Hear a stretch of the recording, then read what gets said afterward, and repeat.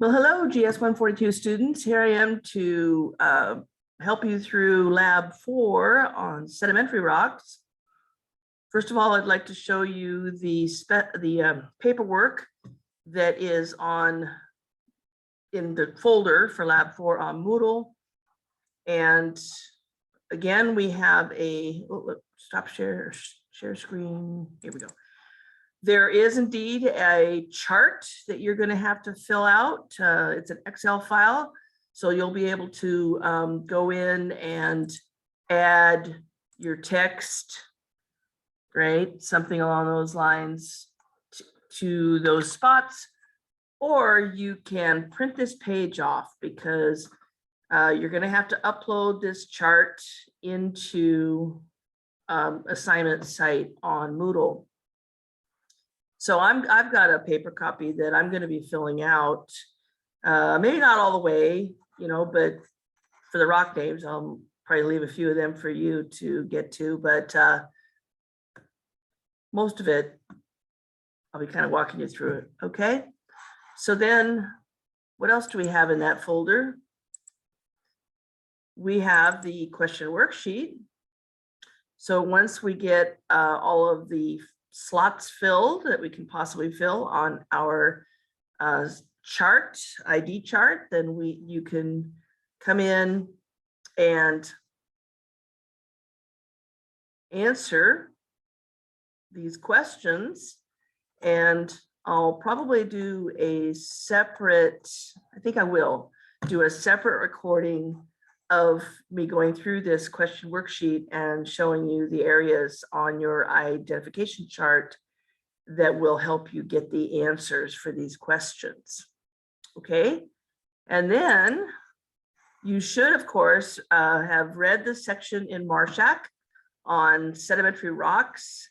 And I think there was an interlude that went with that too, if I recall. And then we have our informational packet about sedimentary rocks. So this exercise is meant to familiarize students with the origin of sedimentary rocks, sedimentary processes, sedimentary rock textures, the mineralogical composition of sedimentary rocks, and how to identify and classify sedimentary rocks. Well, I hope we get at least partway through that list of helping you out. So here it describes what is a rock, what do we consider to be rock. There's different types of rock, and there's different types of rock within each rock type. There's three major categories of rocks. We have igneous, which are rocks that cool from a melt, and you'll be doing work on those rocks in the next lab. Sedimentary, which we're going to work on through this lab, and then metamorphic. And we don't have a lab for metamorphic rocks because they're not, at least I've personally find that they're the hardest to work with to really figure out what they are. So because of that, we didn't, we figured, well, we'll go on to other things for our other labs and not do a lab on metamorphic rocks, although they can be fascinating. And I think you do have, well, now I can't remember, to tell you the truth. I think I do have you read the chapter on metamorphic rocks. Oh, well, I can't remember, but there's lots of information out there about metamorphic rocks if you wanted to dive a little bit deeper into them on your own. Okay, so sedimentary rocks constitute a minor part of the Earth's crust. They're not found deep down in the earth like igneous rocks, but they do make nearly 75% of all rock exposures at the Earth's surface. Sedimentary rocks contain the fossils that provide abundant clues to the diversity and evolution of life on the planet in the past. And fossils also provide information regarding the environments in which they lived, the animals lived. Sedimentary rocks also contain the fossil fuels that our modern world relies on so heavily: petroleum, coal, natural gas, all those are formed in close proximity or inside sedimentary rocks. Without fossil fuels, there'd be no coal, no oil, no natural gas to power our society, which of course we should be, thinking of going wind or solar and something else to lessen our need for fossil fuels, but it's just say it'll be interesting thinking of what our culture will be like if we don't use fossil fuels anymore. Sedimentary rocks also provide most of our mined iron and aluminum ores and many others. And then all our construction materials, like when we make cement, we use sand and gravel. And when we make sheetrock to put into houses, that's gypsum that has been mined. So what is sediment? Sediment is a loose fragmental debris, such as loose sand, mud, leaf litter, broken seashells, etc. Everything of that nature has a source. It had to come from somewhere. And a lot of times it's from the mechanical or chemical disintegration of rocks. And obviously, when it's in the form of those fossil fuels, that's the organic material that has been bound up in sediment. So sediment is created at the source, is generally eroded and transported by water, ice, or wind to another location where it becomes deposited, and usually into flat-lying layers. So when things get moved by wind or water, the grain sizes are going to get sorted because water will whisk away really small particles, whereas the larger particles like sand grains and pebbles don't move as quickly. Wind can also move small particles, but it can only move small sand. It can't move, in most cases, it can't move anything bigger than a big sand grain. And ice just carries everything along with it. It doesn't do any sorting at all. So when we see certain deposits of sediment, we have certain indications of how it was moved, whether it was by wind, was it by water, and so on. Rounding also happens during transport by wind or water. And so angular grains that might have come out of some other kind of a rock, like an igneous rock that is chemically, some minerals in the rock will be chemically destroyed, and then it will release other grains that have angles on them. And when those grains are transported by wind or water, they get banged around and all their corners get knocked off. So we have a certain amount of rounding that happens during transport as well. So the Wentworth grain size scale is this one right here. And this is the size of the particles, or grains, if you will. Gravel is very coarse, larger than 2 millimeters in diameter. And that includes everything from granules to pebbles to cobbles to boulders.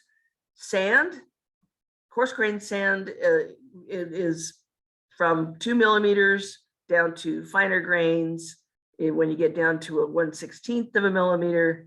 And then silt is everything from 1/16 of a millimeter to 256th of a millimeter. So we're getting tiny. And then anything below that is considered a clay fragment. Okay. So we do have some kinds of sedimentary structures. Graded bedding can happen because the heavy stuff falls out first, whereas the light stuff takes a while to float down. If you have really layers that are very distinctive in an outcrop, we call them beds, and they're separated by bedding planes. If they're incredibly thin beds, we might call them laminations. This happens very often in the bottom of lake beds when they have very slow accumulation of sediment through the year. Cross bedding is something that happens when you have winds blowing sand, especially where there's like one time of the year, the wind is blowing from one direction, and another time of the year, the wind is blowing from another direction. So if you've ever been out into an area of sand dunes, the sand is migrating as long as it isn't covered in vegetation. And this is how that happens. It's kind of diagrammed here in these figures.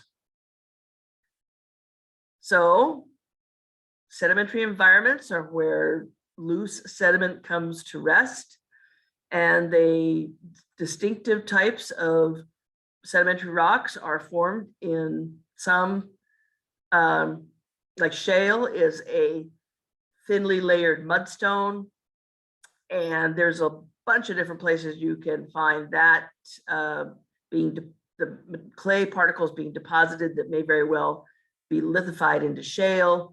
Same thing with mudstone, whereas other types of rock are very specific about the environment in which they form. Limestone, which is rock made out of calcium carbonate, that's CaCO3 that will fizz if you put a little acid on it. That is a marine rock. Very rarely does it form in, usually because of its water is interacting with the limestone bedrock. So you do get certain kinds of limestone developing in terrestrial environments, like let's say in a limestone cavern, like Carlsbad Caverns or Mammoth Caves, Kentucky. But limestone, which is formed by creatures secreting CaCO3 as their hard parts, that's marine, because that's what coral reefs are, is a lot of limestone being secreted as mineralized hard parts by living organisms. So this is a small little bit, and it shows you this figure here of, different kinds of environments where you might find sedimentary rocks. And then here it is in chart form, is table 4.1. We have seen some words to define here: compaction, cementation, and crystallization. Those are all lithification processes that can happen in certain environments. And then cementing agents, the three big ones. This is when you bury sediment, it gets compacted because of weight of overlying sediment, but there's usually still a little bit of open space, and then unless you really compact it hard. And that open space will allow groundwater to move through. And if the groundwater is saturated in a certain chemical components, it can leave behind minerals in those open spaces, what we call pore space, between the grains of the sediment. And there's three main ones. There's calcium carbonate, which is calcite, and that's the one that fizzes with acid. Okay, and then, so if you get an acid reaction, you have to make sure that it's the cement that's dissolving, not the actual grains. Then you know that you have calcite cement. If it doesn't fizz and it's clear or white, it's probably silica, which is SiO2. You can also get iron oxides depositing, and generally they have a very reddish to orange color. The sediment grains themselves don't change color. It's these pore space in between the sediment grains that gets filled in with that colored material. Okay, so we have several different categories of sedimentary rocks. We have clastic, or I often call them detrital sedimentary rocks, and they are composed of the weathered, eroded, and mechanically transported solid fragments of pre-existing rocks. And then there's the chemical sedimentary rocks, formed from, in one instance, if there's no organics involved, it forms from soluble materials resulting from the chemical decomposition of pre-existing rocks. So for water to have something in solution, for it to be chemically full of something in solution, though that solution, the chemicals in the solution, were originally part of another rock, and they were dissolved out of that original rock and are now in the water as dissolved ions. Okay, so if you have calcite cement holding together a whole bunch of quartz grains, then you know that somewhere in, not too far away, there must be limestone rock, calcium carbonate rock in the subsurface that is being dissolved by the groundwater as it's moving through, because that calcium carbonate that you got in between your sand grains of quartz it had to come from somewhere. And so there had to have been a source rock for those dissolved ions, as well as a source rock for all the individual grains that make up the sediment. So chemical sedimentary rocks are further divided into two subgroups: those precipitated in a biological or manner, like by organisms making hard parts like coral, or inorganic matter. So in that case, it would be the plant material that gets buried to get turned into coal, and the single-celled organisms that live in the ocean dying and their organic material collecting in the sediments of the ocean floor. And then after that, organic rich sediment gets buried, warmed up, compacted and warmed up and is under pressure and higher temperature. It gets refined. The hydrocarbons of the organic material get refined into petroleum, if it's hot enough and deep enough, petroleum. And if it's a little bit warmer than that, even natural gas. Okay, and then you have these non-organic processes like the evaporation of water that leaves behind salts. Okay, so that would be an inorganic matter. So here it goes through clastic rocks, or what I call detrital sedimentary rocks. And we have our grain size, and then the kinds of rocks that might be formed out of those grains. And in the middle here is the composition and the texture, meaning what kind of grains, that's the composition. And the texture would be how well sorted or rounded are the grains? Are the grains layered in thin layers, or are they in massive quantity? What, that kind of thing, okay? And we'll be working with this table 4.2 when we're trying to decide what we have in our rock kit that is a detrital or clastic sedimentary rock. And then we have the chemical sedimentary rocks, and we have some descriptions of some examples of different types here. You want to go read down through those.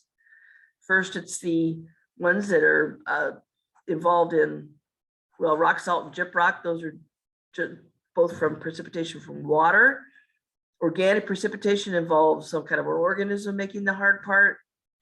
Coquina is looks like a granola bar because it's just little tiny chunks of seashells that are stuck together. You can also get a fossiliferous limestone, which is a limestone that has fossils contained within it.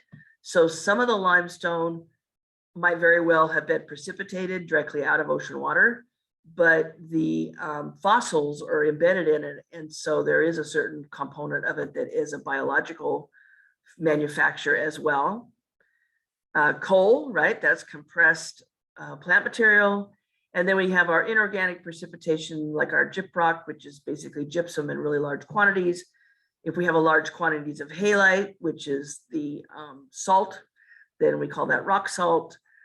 Inorganic precipitation of calcite can result in either coarsely textured crystal in limestone, or maybe fine textured variety known as micrite, both of which react vigorously when tested with acid. So micrite, it's kind of it can have both inorganic and organic origins, because if you have just the precipitation from water in this really, really fine grained fashion, it's going to be inorganic. But sometimes you can have little tiny hard parts of organisms that are made out of calcium carbonate. And if they get compacted, they might very well lose their form, as a shell kind of a thing. And then that limestone becomes part of just the featureless rock. Okay, we also have a rock formation called Chert, which is an inorganic origin composed of microscopic particles. Well, it can also be organic or inorganic in that it is perhaps precipitated right out of ocean water, or in the case of certain kinds of situations where water has moved through igneous rocks in a terrestrial underground, and then it gets deposited, that what's in solution of the quartz component, the SiO2, gets deposited someplace else underground in a terrestrial environment. But then again, you have organisms that live in, little tiny organisms that live in the ocean that make their hard parts out of SiO2. And when they die and those little hard parts fall to the bottom of the ocean, they will get compacted and revert into this chert that doesn't you can't see any little tiny fossil shells or that kind of thing in it, because they're really incredibly tiny to begin with, and they've been kind of rearranged and recrystallized into this, like I say, a smooth, featureless rock. All right. So table 4.3 is the common chemical sedimentary rocks arranged according to texture on the left and their composition in the middle. And then here's their names over here on the right. So we're going to be using both table 4.2 and 4.3 when we're trying to figure out what these rocks in our kit are. So then we go down through here. And how do you identify sedimentary rocks? Okay, so read this through. Chapter 6 has photographs of different types of sedimentary rocks, but the problem is that even within one category of sedimentary rocks, it can look different depending on the particular situation where it came together, if it has any cement holding it together that's a color of its own, et cetera, et cetera. And so I included a couple of websites here that also have pictures. I hope they still work. And so you look at the texture, you look at the grain size, you try to figure out what the individual grains are. If there are no individual grains, maybe it's just a mass. You could test it with your acid to see if it fizzes or not, and that's going to tell you something about composition. If it does fizz, it's probably a chemical sedimentary rock, because detrital, there's very few instances where a detrital sedimentary or clastic sedimentary rock, unless it's made out of fragments of limestone, it's not going to fizz. Okay, so we're going to gather information. And I have down here that this is to answer lab 3 sedimentary rock questions, but that was back probably when minerals were lab 2. So this is indeed lab 4. Okay, so let me stop share here. And then I'm going to show you, here's the form, that we're going to fill out. And I don't have my, damn it, I didn't put my headphones on.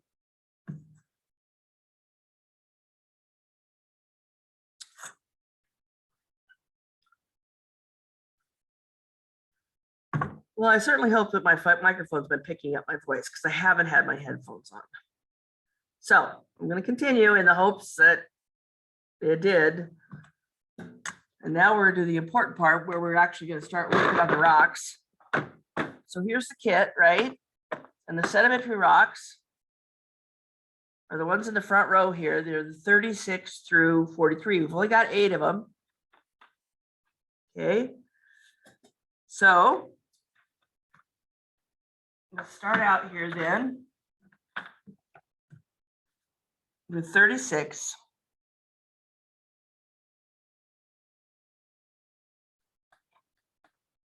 Oh, wrong one.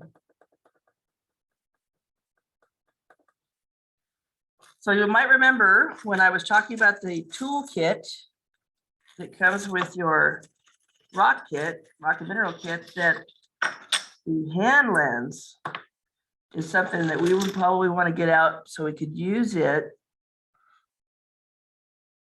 when we were looking at rocks. Okay, so here's number 36. First thing we have to do is decide, is this something that belongs in the detrital or clastic rock category, or is this something that belongs down here in the chemical category? All right, so the light colored, you can't necessarily see the texture. Excuse me, I have the hiccups.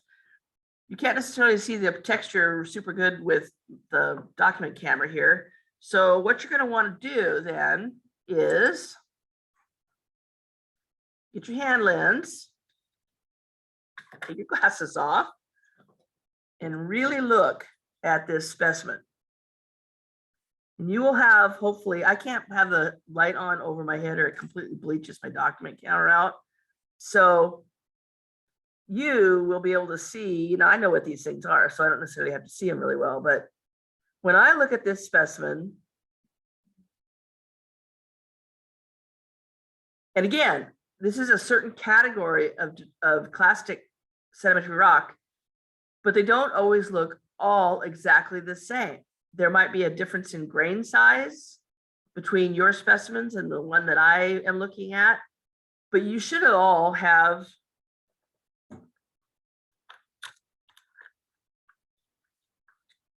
you should have like two specimens that look quite a bit alike. It's just that one's white and one's red. Okay, that's 36 and 37. So look at 36. What do you see? I see a whole bunch of clear grains. Maybe some of them are white.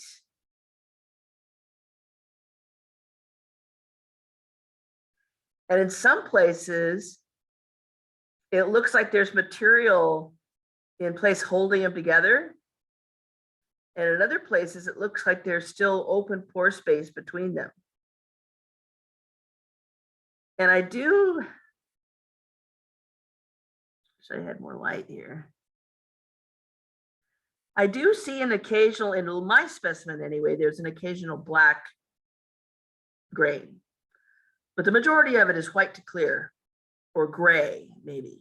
Okay, because if you have a quantity like this, and they're clear, they might not look clear because you're looking through them to the other grains, and so they'll look gray. Okay, and the grains themselves, in my specimen, there's a few angular ones, but a lot of them have kind of rounded edges on them. Okay, so if you've got grains like that, distinctive grains that you can see, and you can tell that they're mineral grains. These aren't little tiny fossils. They don't look like they were formed by some organic process. Then these grains were what were eroded out of another kind of rock. And then they were transported and deposited, and now they've been compacted and lithified with some kind of a cementing agent holding them together. Okay, so we can tell if we want what kind of cementing agent. Now it's not orange, so it can't be iron oxides, but is it calcite? So in order to do that, we would want to put a little drop of acid on it to see if it fizzes. Okay, and if it doesn't fizz, then it is probably, the cementing agent is probably SiO2, which is stuff that comes from igneous rocks. You can find a lot of quartz in the igneous rock type called granite and granodiorite. Okay, so, and that's SiO2 is what quartz is made out of as well. All right, so I think that this is little grains of minerals, and so I'm going to put it in the detrital or clastic category. So let me go back to share the dot cam here for the, that's not what I want to do. That's the one, that's the electronic one. I want the camera. Okay, so here we are. This is specimen 36.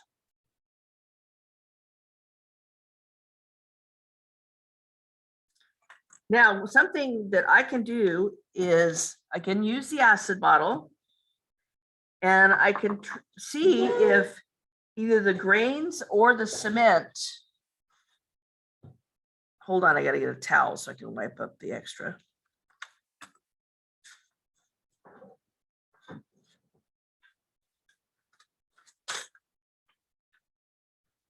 Okay. I can see if the grains of the cement, and let's see, let's get in closer so maybe I can show you whether it's, if it's gonna fizz or not.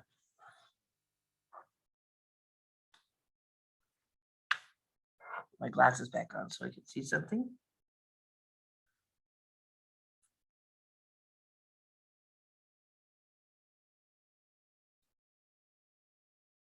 It just soaked right in.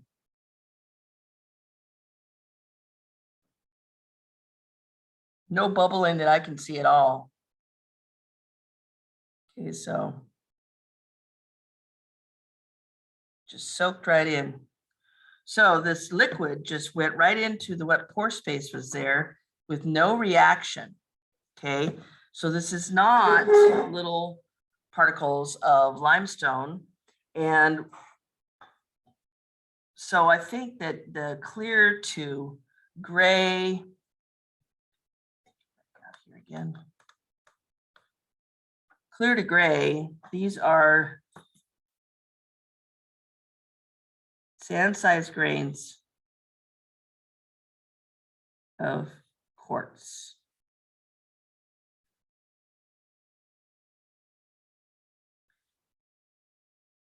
Okay.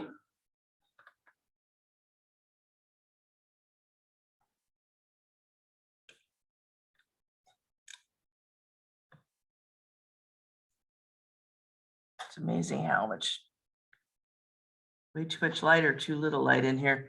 Okay, so what about sorting and rounding? Sorting is the variation in grain size. And so we would use the terms poorly, moderately to well. Well means that all the grains are about the same size.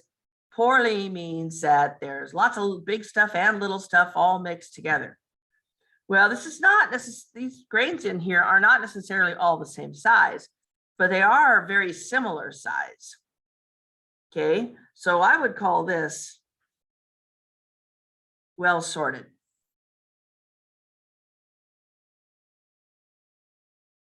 Okay, now as to the rounding, earlier I said that I see grains that still look like they have some edges on them, but that most of them are, they don't really have a lot of sharp corners. Okay, so I believe that the rounding is moderate to well. Okay. And then you can also say here that we do have some cementation. I mean, if I rub this with my fingers, trying to knock grains off of it, yours might be different. It's not going to change the name of the rock type. But if you rub this and you get a few grains off of it, then it's relatively poorly cemented. But my specimen, I'm not really able to get any grains off of it just by rubbing it. So this is, well, I guess take it back. I do have some, but mine is well cemented with non-calcite cement, meaning that it didn't fizz. It didn't fizz, so there's no way it can be calcite, because calcite would have fizzed when I put the acid on it. Okay, and it's not orange. So it probably is SiO2, but I don't know that absolutely for sure. Okay, so instead of waiting until we have all this done and then going back, I think I'm going to go back to the informational packet and see if we can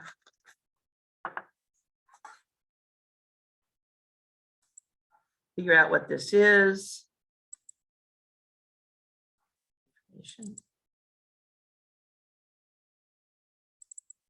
Okay. Well, we've decided that it's clastic, so this is the.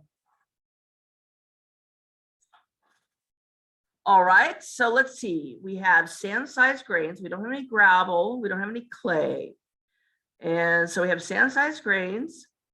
And we have quartz with some accessory minerals, usually cemented by silica, calcium carbonate, or iron oxide. And that is 1/16 to 2 millimeter. And then the other one says quartz and feldspar mixed, usually cemented by, well, that feldspar that goes into Arcos sandstone is the potassium feldspar, which is pink.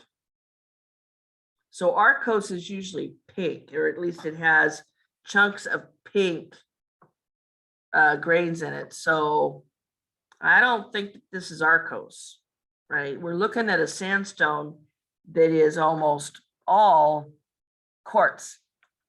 Okay, so let me switch back to my document camera.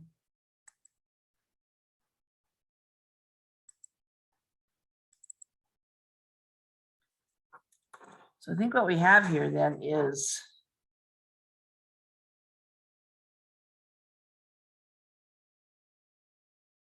quartz sandstone. All right.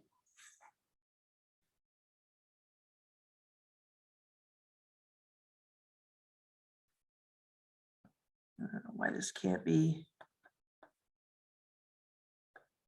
It's hard to find the good focus point for my. That's an R. All right, well, that's 36. Now 37.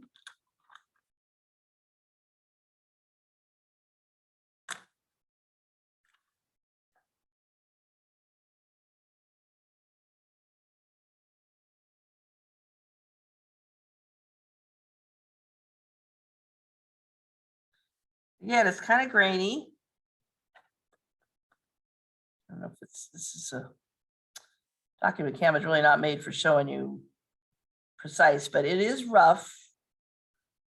The actual grains themselves are not as big as in the last specimen we looked at. So look at it with your hand lens. And this one is red, right? So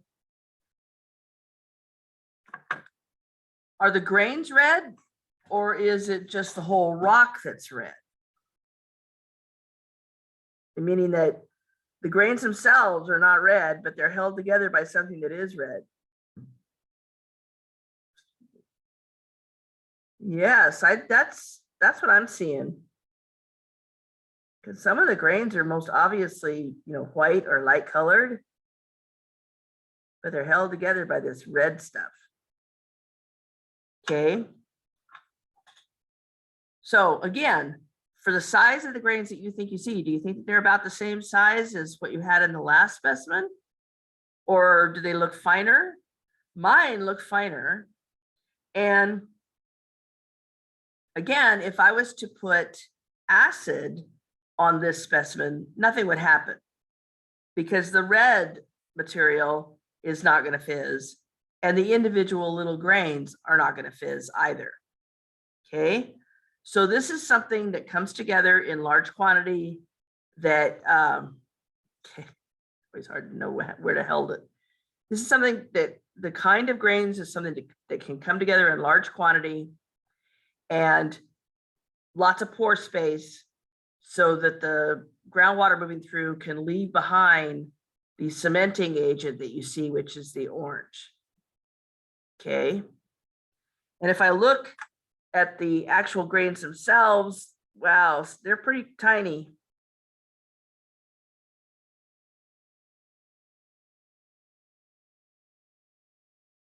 And I see a few that look like they might have an edge or two,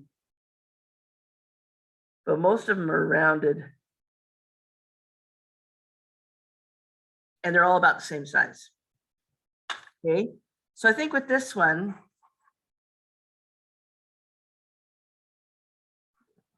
share screen again with our document camera. We're still up here in the detrital category. This is 37.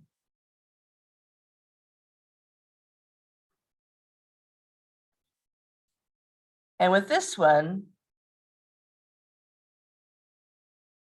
fine sand grains, no fizz. So, and they're clear to white. And so that points us to it being quartz again.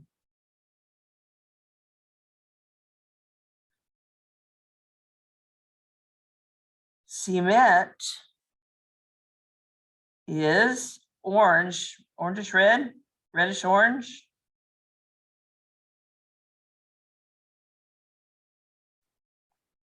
And that is iron oxide.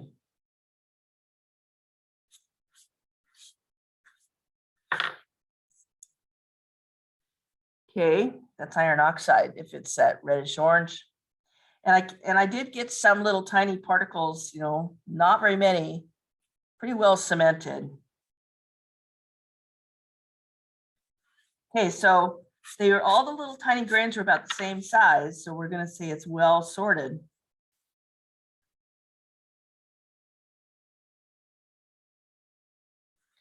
And the rounding, again, was also moderate to well. Meaning we didn't have a lot of things that had rough edges on them. And we're talking about the grains inside the rock, not the actual rock specimen itself. We're talking in the little tiny grains that make up the rock. Well, basically between the two that I've written out here, the only real difference here is the grain size is slightly smaller in this red one. And the cementing agent is different, right? It's a clear non-calcite cement on this one, 36, and it's an iron oxide cement on this one in 37. But other than that, they're very similar. So if we go back to that informational packet again, we're back to the same kind of sandstone. But the fact that we have that orange iron oxide cement, we can't just call it quartz sandstone. Quartz sandstone implies that it's the color of the quartz. Okay, so what we're going to do is we're going to say, instead of just plain quartz sandstone on this one, we're going to say red quartz sandstone. And if you have that, then, and you have a geologist, you know, maybe that's what you have in your field notes is what you came across. And then you have that in your field notes, another geologist will read that and they'll say, oh, they have a quartz sandstone, which is, and you could say, you know, it says it's here, it's a fine sand grains. And they'll say it's a quartz sandstone because we're calling it red, it has iron oxide cement. That's going to be the automatic thing that a geologist is going to think when they see that name.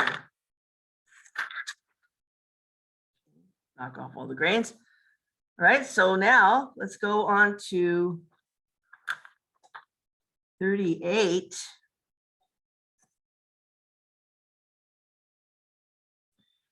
The specimens for 38 run the gauntlet. In fact, this is what I have for 38 in my kit. So it's a mix of different kinds of grains that are cemented together, and the grains themselves are rounded. Okay, now the specimen itself is kind of a round too. But we're not, when we do rounding, we don't do the specimen itself. We're looking at the grains that are part of the specimen. Now I'm going to turn off the recording long enough that I could actually go out and get a specimen of a different type of this rock that we have in our collection that might be what we put in your kit. Okay, so hold on. Okay, here I am again. And let me go to the doc cam again. So here's my little tiny piece that came out of my kit for 38. And then some of you have chunks that were broken off of something that looked like that. Okay, so if you look at this specimen right here, you're saying, oh, it's got all these sharp angles, right? It's got all these sharp angles. Well, it doesn't really matter what the rock itself breaks like. This is super well cemented. It is so well cemented together with SiO2 cement that when you try to break this with a rock hammer, the pebbles that are included in this might be more likely to break in half than for it to split the pebble away from the cementing agent that they're embedded in, okay?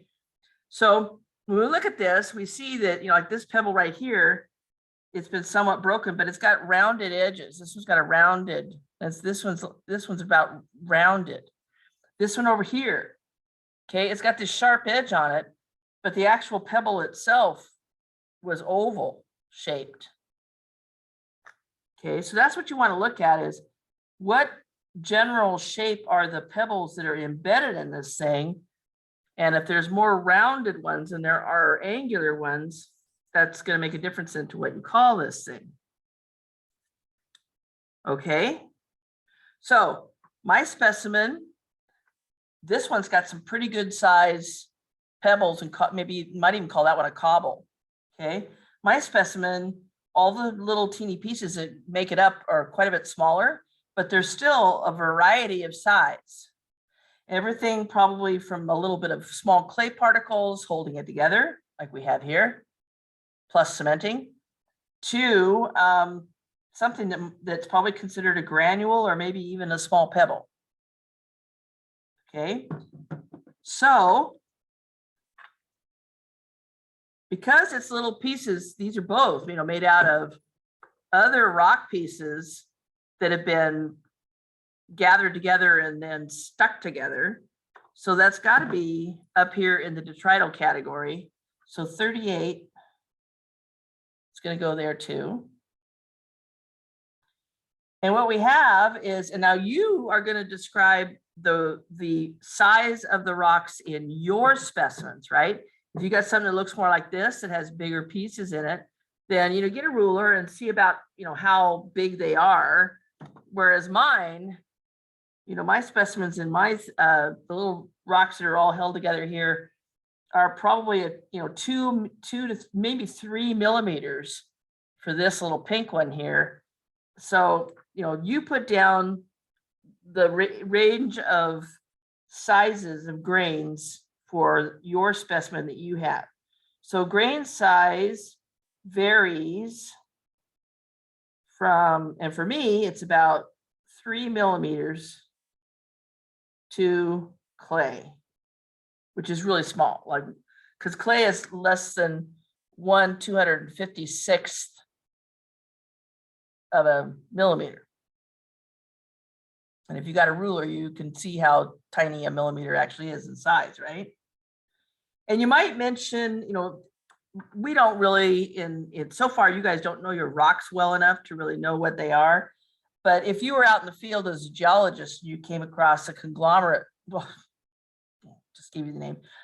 If you came across a rock like this, then you would probably try to give an indication of the types of rocks that are in the specimens, because that will tell you something about, these rocks had to come from someplace, right? The rocks that were melded together into these rocks, they came from somewhere else and then collected someplace.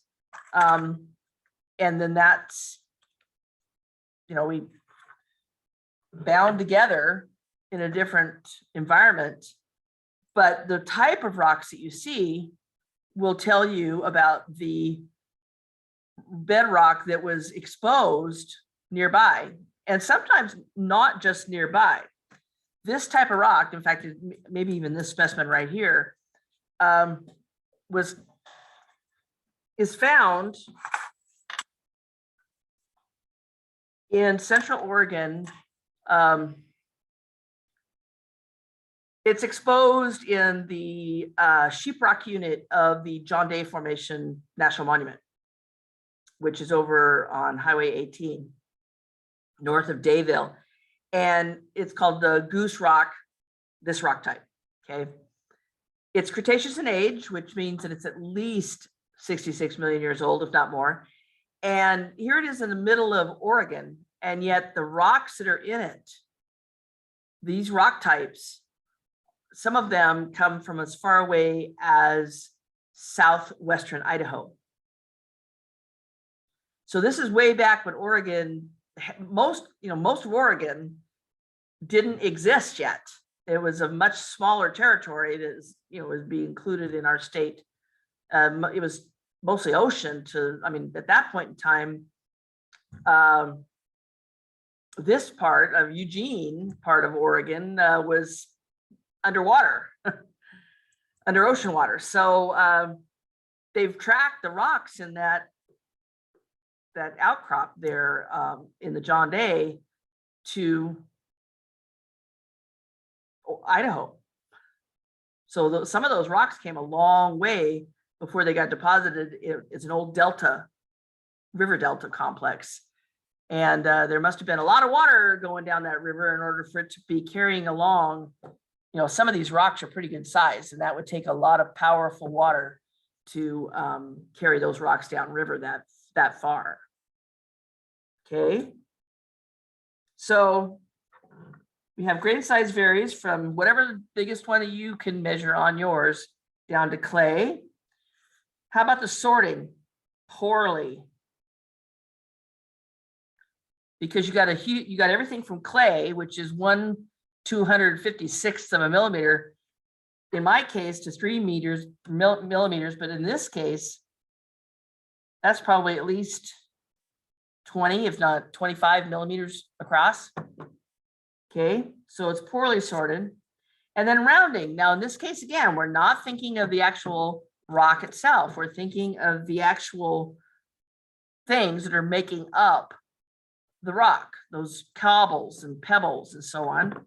And so for the specimen that you have,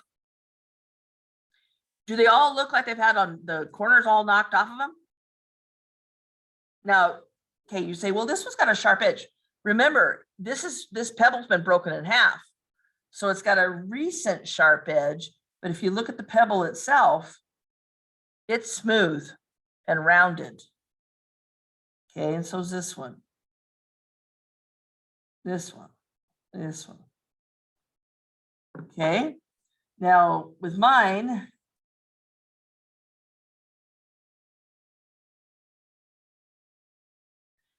I'm going to have to say moderately. Because I do have some angular grains in there. Okay, but so you put down what you think. If it should be this, regardless of what kind of specimen you have. It should be poorly, because we got a lot of a big range of grain sizes. And then the rounding, it'll depend on your particular the constituents of your particular specimen. Okay. Well, let's go out and take a look at the informational packet.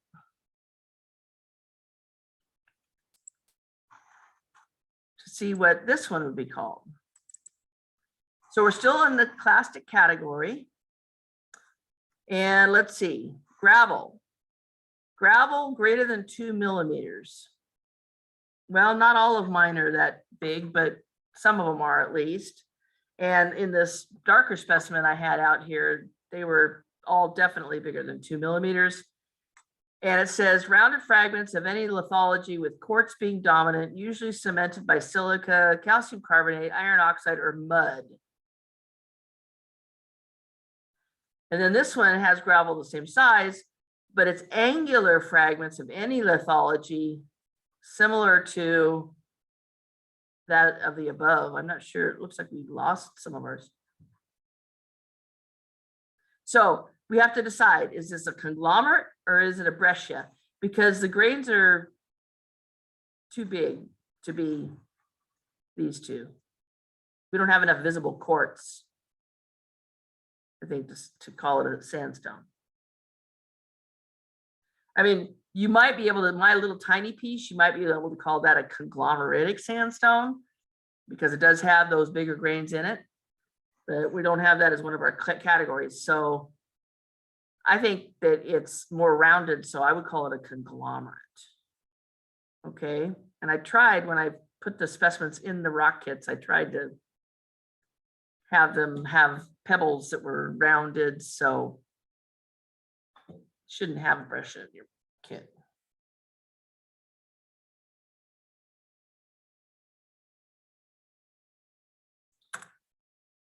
Okay, let's stop this, go back down here.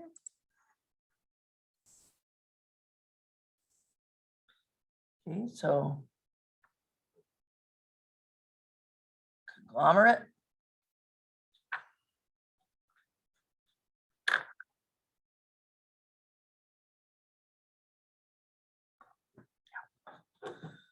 All righty. Well,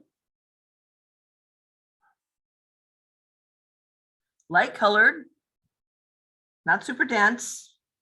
I mean, when you look at it, you can see that there's holes in it. Do any of those holes look like more than just holes?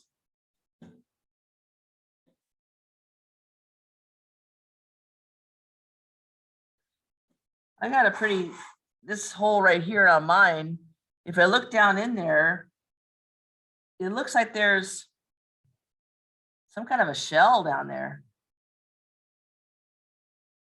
Like some kind of gastropod maybe.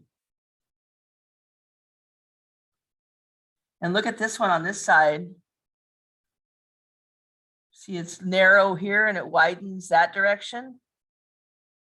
Again, if I can get it to show the, what this is called, it's an outside mold, meaning that there used to be a tall, skinny snail shell there, and then this material formed around it or got collected around it, and then the shell itself is no longer there.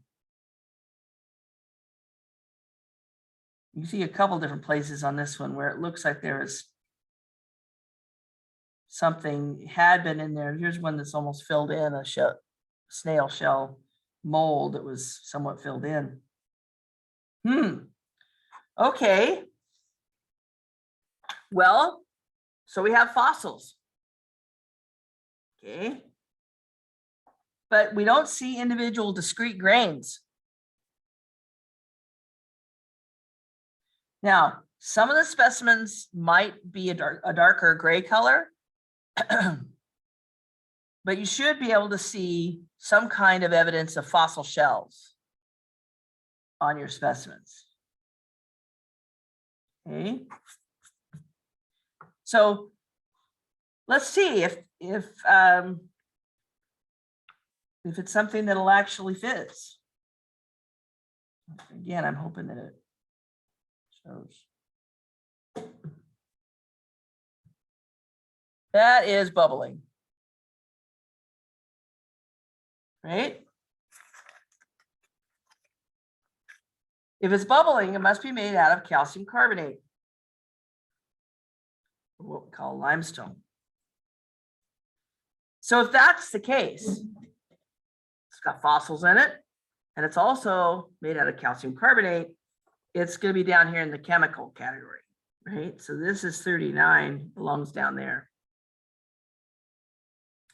Is it inorganic, organic, or biochemical? Well, organic implies coal. So it's not that.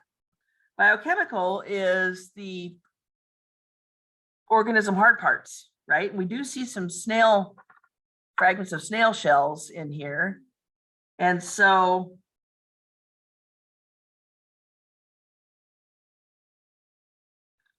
some biochemical, but most is, I believe, inorganic. Now, if you think that your specimen is mostly shell material, whether it be gray or this kind of yellowish white, then you should put, maybe you're going to put mostly biochemical. Some is inorganic if you think it's like crystalline.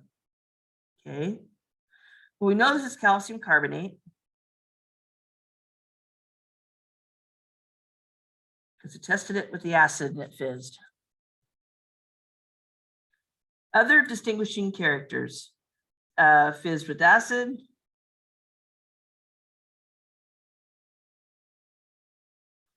fossils, present,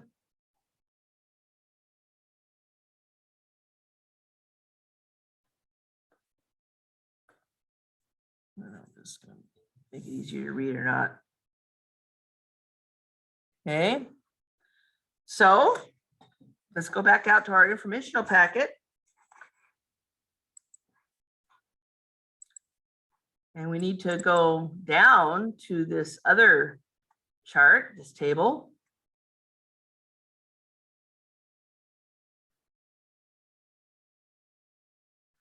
So let's see, coarse grain crystalline, grains of crystalline calcite effervesces freely. I don't really see grains there. Fine grain, clay-sized calcite effervesces freely. There's nothing, doesn't say anything about the fossils there though. So let's go down to organic precipitates. Fine to coarse grain, macroscopic invertebrate fossils. We have those in a fine grain calcium carbonate matrix, which effervesces freely. All right, that sounds about right. So I guess this is a fossiliferous limestone.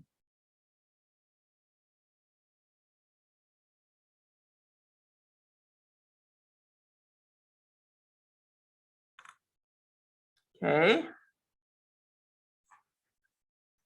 Stop sharing that. Go back to, oops, that's the wrong one. There we go.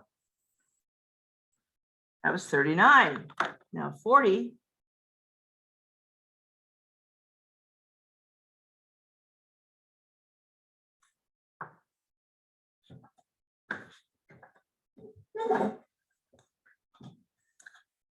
All right, well, looks like it almost breaks with conchoidal fracture. You know, we can't really see individual grains in it. And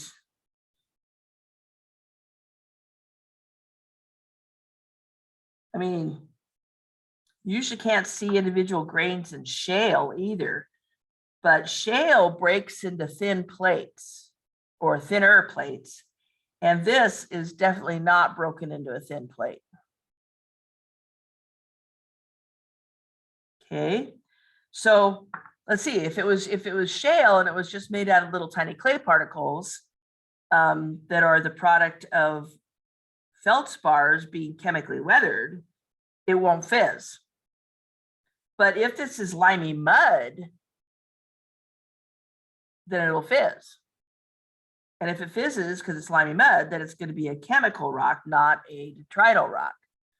Okay, so let's give it a chance to, and remember with your acid, if you're using vinegar or lemon juice, you might want to take the nail in your kit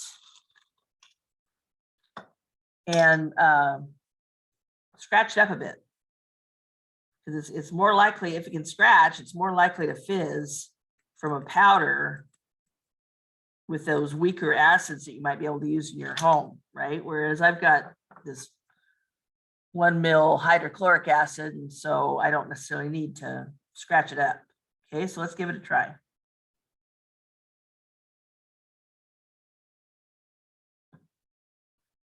Is it fizzing? Oh yeah. Looks like somebody spit on it. Okay, so we know that it's made out of calcium carbonate again, right? This is 40.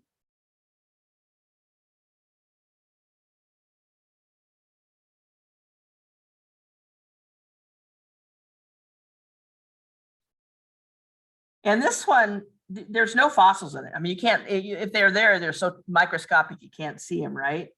So I would say that this one is probably inorganic.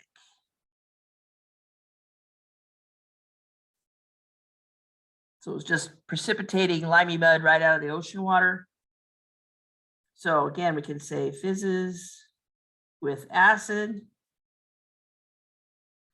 And I don't know, maybe in the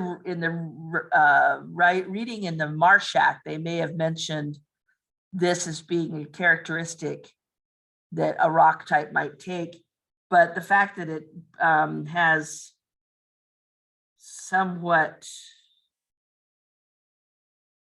conchoidal fracture That might be something that it talks about in Marshak. I don't think that it's listed as a component in our characteristic in this. Oh, I should say very fine grained. Calcium carbonate, but very fine grained. Okay.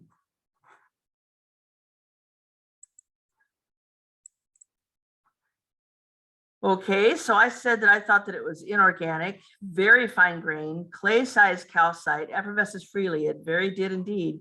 This is micrite.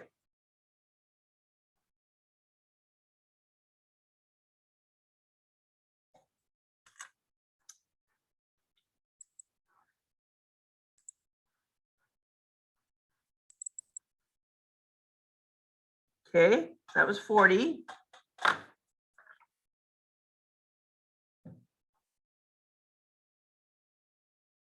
It's 41.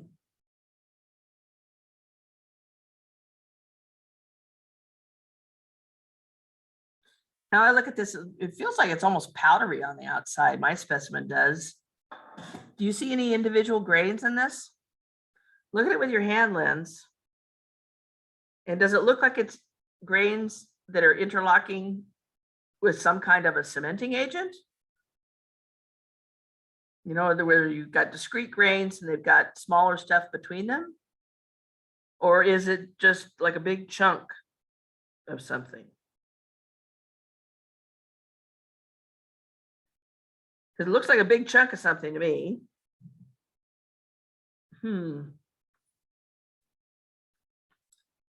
Well, if it's not individual grains that are held together by some cement or clay or something like that, then it's got to be down in this category, right? So let's put 41 here. Is there any fossils in it? I didn't see any in my piece at all. You know, there's nothing that looks like a snail shell or clam shell or anything like that. All right. Does it fizz? Okay, because if it fizzes, it might very well be, you know, a limestone of some kind. But if it doesn't fizz, then it's got to be something else, right? So let's put some acid on it and see what it does. No fizzing. And it doesn't really soak in either. It's kind of staying on the surface, which means that there's not a lot of pore space in this, you know, that it's crystalline. And so there's no pore space in between individual grains. Okay, so does not fizz.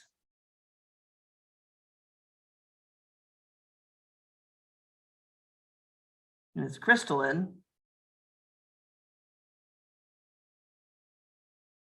And I'll tell you right now, this stuff does not taste salty. Okay, I know, just because I know it doesn't taste salty. Well, if it isn't, it's not. Oh, what we could try is to see how soft it is. Okay, because if it was really super hard, maybe it's made out of SiO2. Okay, so we can try to see if we can carve it with our nail tip. Oh yeah, easily. So it can't be quartz, right? It's not a microcrystalline quartz. It's got to be something softer than that. And in fact, I think we could probably go all the way down to the penny and get some scratch for the penny too. And we did indeed, in our mineral lab, we worked with the actual mineral that makes up this rock type. I'll get a hold of the penny. Yep, I can scrape it with the penny too. So the composition is something that's quite soft.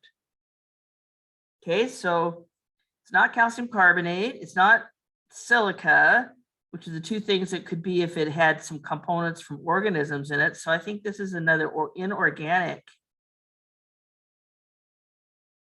form, precipitating right out of water. And our mineralogy or our composition. Well, let's go back and take a look at that chart. What are our possibilities? We know it has to be somewhere on this chart. Okay, we're thinking that it's an inorganic precipitate. We know it's not calcite because it doesn't effervesce. Rock salt is mainly halite, which is salty. So we know it's not that. Let's see, mainly gypsum, which is hydrated calcium sulfite, coarse to fine grained. It is fine grained. What's the next one down? Various forms of silica. Well, that doesn't work because we know it's not silica. And then dolostone is mainly dolomite, usually forms through the alteration of limestone by magnesium-rich groundwater. Effervesces weakly when powdered. No, this isn't effervescing at all. So we're ending up with mainly gypsum, and it's gyprock.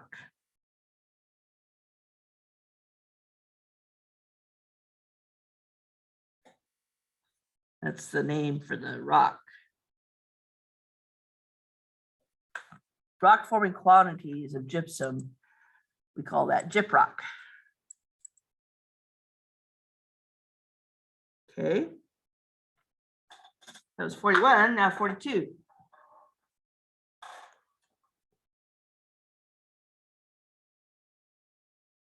Gray.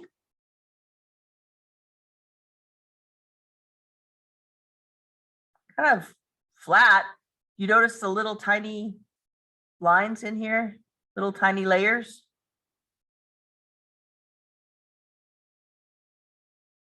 See them on this side too. Does it fizz? Sometimes micrite can be gray. Not that we would have two specimens of it in one lab. No, not a bit.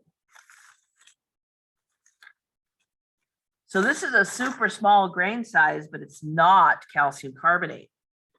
Okay, no fizz. So this is probably made out of just clay. Really fine grained. You know, all those little 1 to 256 of a millimeter pieces. Okay. So if it's made out of clay fragments, then it belongs up here in our detrital. That's 42, right? Yeah. Clay particles. And somewhat bedded, you know, it's got lines, right? So it's thin beds. Maybe you don't, maybe yours are thicker. I tried to pick specimens that showed that it breaks into thin beds. Well, let's think about the sorting and the rounding on this. If these are all clay particles, which are all about 1/256 of a millimeter in size, then this is well sorted because that's all we have in here. But clay particles are flat plates. That's just the physical nature of clay particles, is that they're little tiny flat plates. So can you round flat plates? Not really. So this would be poorly rounded.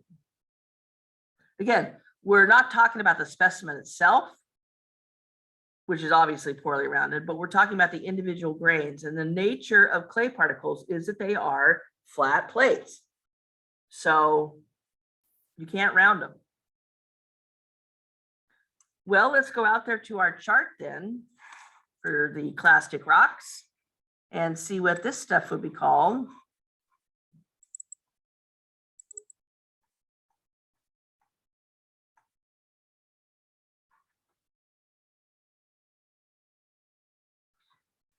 Well, we're looking down here. We don't have 1/16 of a millimeter. We don't have anything that big. It's all down around 120, 1/256 or even less. Here, it's mostly clay minerals compacted into clumps or blocks. We call that a claystone, which is when it's massive, or we could call it mudstone too. And then this one is mostly clay minerals, finely laminated into thin layers. That sounds more like it, doesn't it? At least for the specimen that I've got. So that would be shale.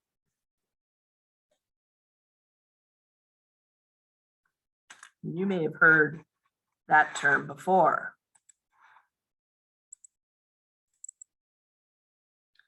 Okay, so there's my shale. All right, only one left. And I guess you can tell that it's going to go down here, right?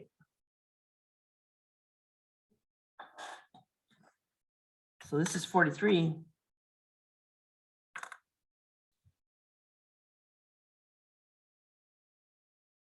My specimen exhibits really good conchoidal fracture. Conchoidal fracture with these sharp edges in between. And it's got almost a waxy, at least on this edge, this side, it's got almost a waxy appearance. The color of this particular rock is not diagnostic because it comes in a bunch of different colors. Okay, notice we haven't really been talking about color here unless we're talking about individual grains. So there's got to be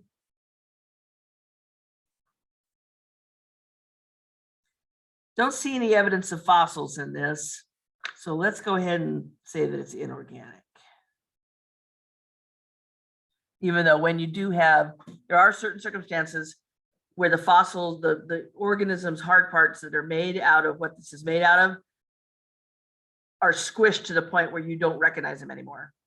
But let's just say it's inorganic, okay? Now, how hard is this stuff? Is it soft enough that we might think it's another kind of limestone? Let's do the nail tip.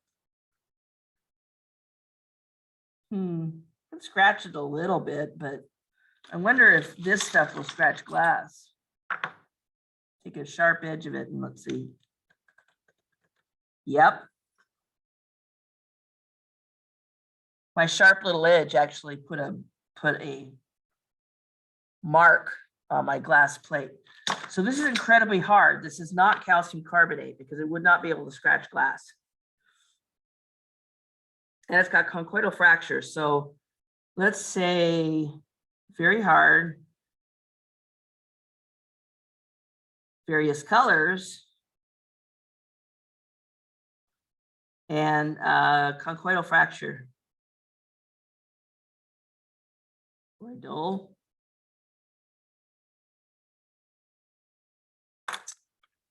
Ugh.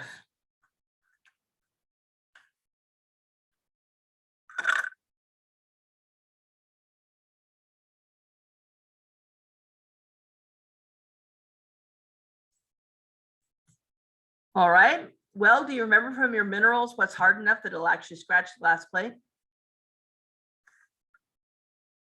That's what this is made out of. This is made out of, composed of SiO2, which is quartz. But in this case, this is microcrystalline.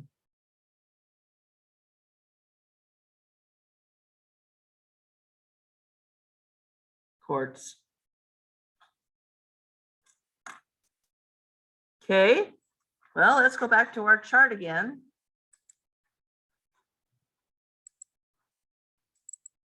Back down here, the chemical. Inorganic precipitates. Calcite, that doesn't work. Halite, that doesn't work. We know it's not gypsum because we already had gyprock. Various forms of silica, such as jasper, opal, flint, chalcedony, often occurs in layers and lenses, or I didn't realize that we're missing parts of this diagram. Well, Chert does indeed have conchoidal fracture. And it's not dullstone because it wouldn't effervesce weakly because we can't powder it. So this has got to be Chert.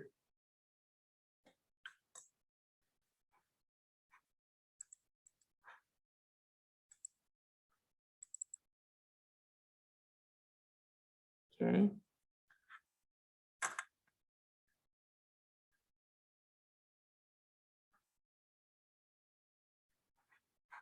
All right. Well, that took me longer than I wanted it to. So I'm going to stop this recording and then have a different recording to go over the question worksheet that I showed you. So see you in a little bit.